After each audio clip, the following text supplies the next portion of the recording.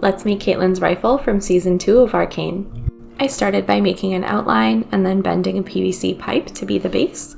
To create the main barrel, I used contact cement and different thicknesses of foam to get the basic shape.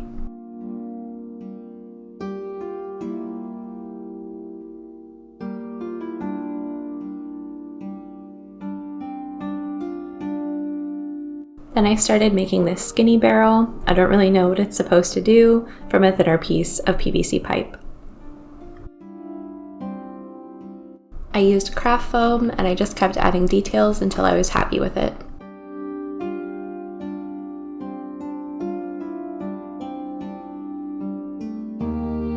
Next, I made this flashlight, which has a lot of intricate little details because apparently in Piltover they like their police to be super fancy.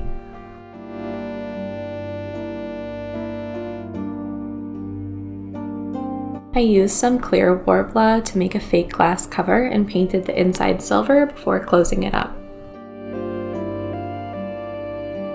Now it's time for the part of the project where I break everything down into odd shapes, starting with the butt of the gun. I put a layer of foam core in the middle for extra support because the pipe doesn't run through this part. Then I sanded it down and added all the details.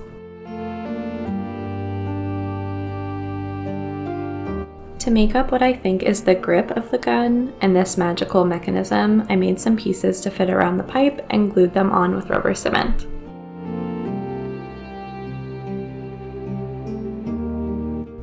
For this part, I really just tried my best to cover the pipe while trying to keep it as accurate as possible. Then I made this complex little part that holds the mystery barrel. It just slips right onto the bottom of the gun.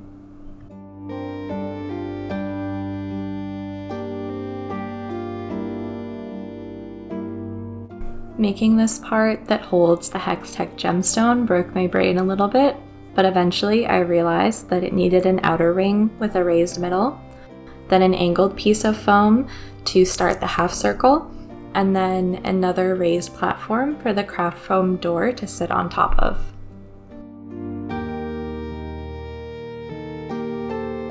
I think it turned out pretty good.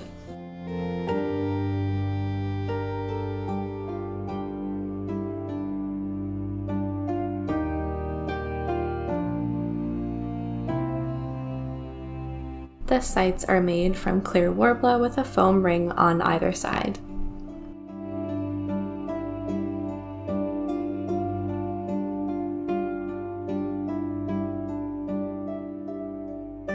After attaching all those parts, it's time for even more details, but we're in the home stretch now. I realized that the barrel needed to be more hexagonal, so I sanded it down a bit.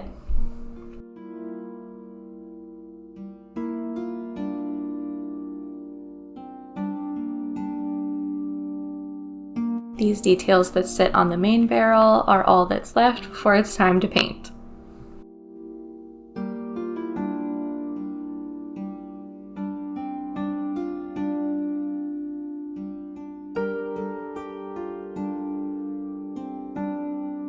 Before priming, I filled all the gaps with Quick Seal.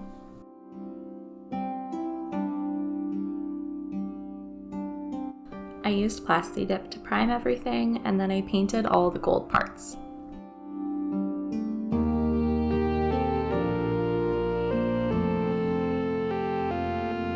For these gray sections, I started with a base color and then dabbed black and white onto wet paint to create a marbled effect.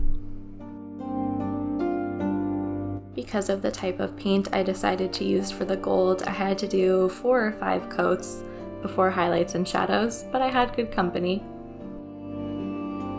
For this shading, I mixed burnt umber and burnt sienna with gold and then painted anywhere that I thought the shadows would be.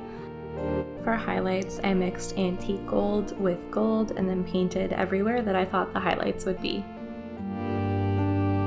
I almost forgot to add this little logo, but then after this, it's all done.